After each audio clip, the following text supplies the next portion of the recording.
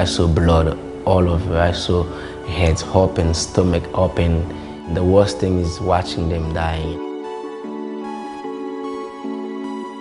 A lot of people will come in and don't know the culture. They have great hearts, but they don't know how to direct their hearts. What we've seen here in January, I mean, I've walked around on this earth for 45 years. I've never seen anything like this.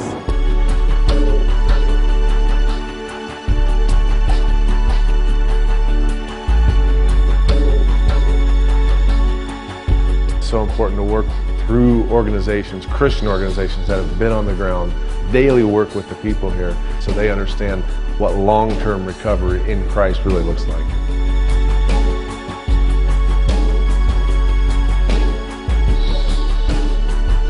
The ministries that are here on the ground were here before, they're here during, serving the people, and they'll be here in 5 years when everybody else moves on to the next disaster.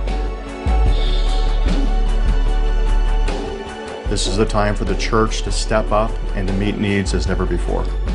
The church here is alive and doing an incredible ministry to reach this nation and to minister to this nation.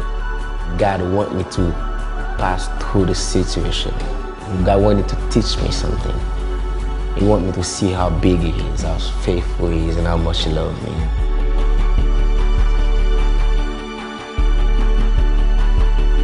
It's like I died and God gave me life again. I'm a man that God made.